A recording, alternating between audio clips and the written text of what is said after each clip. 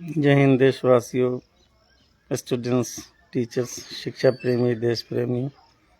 आज हम लोग फिर से बातें करेंगे कुछ इंग्लिश के बारे में। और इंग्लिश पढ़ने के 3 स्टेजेस होते हैं। इसमें कहा जाता है कि reading makes the full man, writing an exact man and speaking a real man. तो सबसे पहले स्टूडेंट्स को चाहिए कि वो रीडिंग सीखें, how to read a book. और जिन्हें अच्छी तरह से किताबें पढ़ना आ जाता है वो धीरे धीरे एजुकेशन की पटरी पर चलना सीख लेते हैं। सेकंड सेंटेंस मैंने कहा राइटिंग एन एग्जैक्ट मैन। और फिर जब किसी को लिखना आ जाता है तो वो अंग्रेज़ी के शब्दों को, वाक्यों को देख देख कर उतारने लगते हैं। और फिर कहा जाता है कि स्पीकिंग ए रियल मैन, और जिसे बोलना भी आ जाए। तो 3 स्टेजेस होते हैं, है ना, पढ़ना, लिखना और बोलना। ये बहुत ज़रूरी है किसी भी भाषा के कौशल को, किसी भी भाषा के स्किल्स को जानने के लिए। Reading make the full man, writing and exact man and speaking a real man.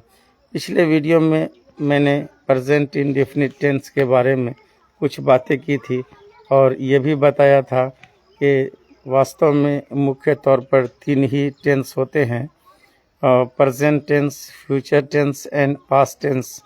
तो इन्हीं 3 पर मुख्य बातें होती है। प्रेजेंट टेंस यानी सिंपल प्रेजेंट टेंस कहा जाए तो सिंपल प्रेजेंट टेंस में मैंने आपसे बताया था कि सिंपल प्रेजेंट टेंस या प्रेजेंट इंडेफिनिट टेंस में ता है, थी है, ते हैं जैसे वाक्य बनाए जाते हैं। तो ख़ास तौर पे कहना यह है कि आज मैं आपको सब्जेक्ट, ऑब्जेक्ट और वर्ब को डिफ़ाइन कर देता हूँ कि प्रेजेंट इंडेफिनिट में कौन सब्जेक्ट है और कौन वर्ब है और कौन ऑब्जेक्ट है। हम उदाहरण ले लेते हैं कि Ram goes to school, Ram विद्यालय जाते हैं। तो इसमें समझना ये है कि राम इसमें सब्जेक्ट है और स्कूल ऑब्जेक्ट है, और जाना हम लोग कॉमन है, जानते हैं कि ये वर्ब है। और इसमें हम लोगों ने एस लगाया है क्योंकि Ram is the name of a person. Ram एक व्यक्ति का नाम है और आपको पता है कि 3rd person singular number he, she, it और नेम के साथ हम लोग एस या ई एस लगाते हैं। इसलिए वर्ब में यहाँ गोज़ में, गो में गोज़ लगाया गया है ई एस। तो हमें समझना इस बात का है कि फॉर एग्ज़ाम्पल दैट, है ना, आई प्ले क्रिकेट, मैं क्रिकेट खेलता हूँ।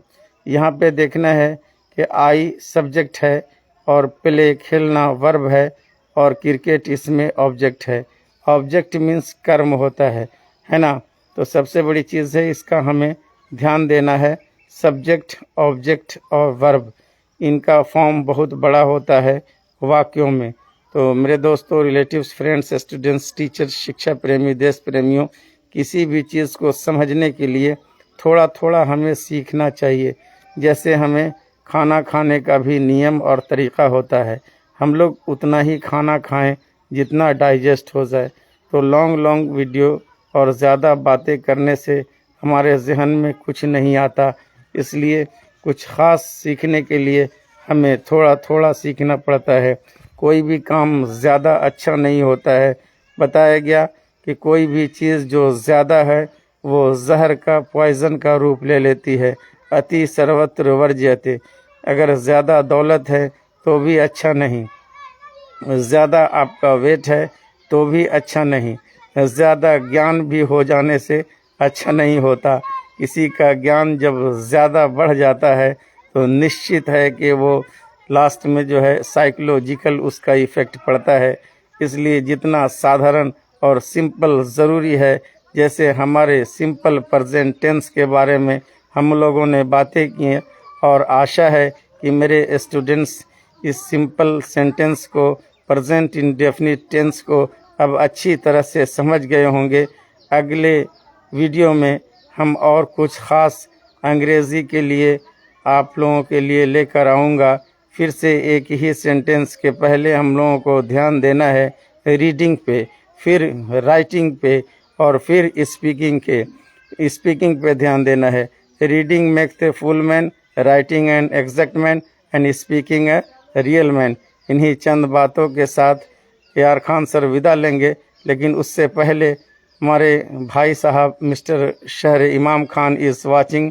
थैंक यू सो मच शहर इमाम Khan, you are pressing to me. आप मेरी प्रशंसा कर रहे हैं, तो बहुत बहुत धन्यवाद। मैं तो वैसी प्रशंसा के लायक नहीं हूँ।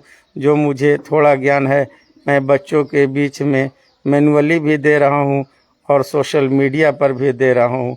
आशा करता हूँ कि मेरा ज्ञान हमारे देश में स्प्रेड होगा और कुछ बच्चे सीखेंगे। बहुत सारे वीडियोस हमारे लगभग 200-300 वीडियो यूट्यूब पे हैं AR खान वॉइस।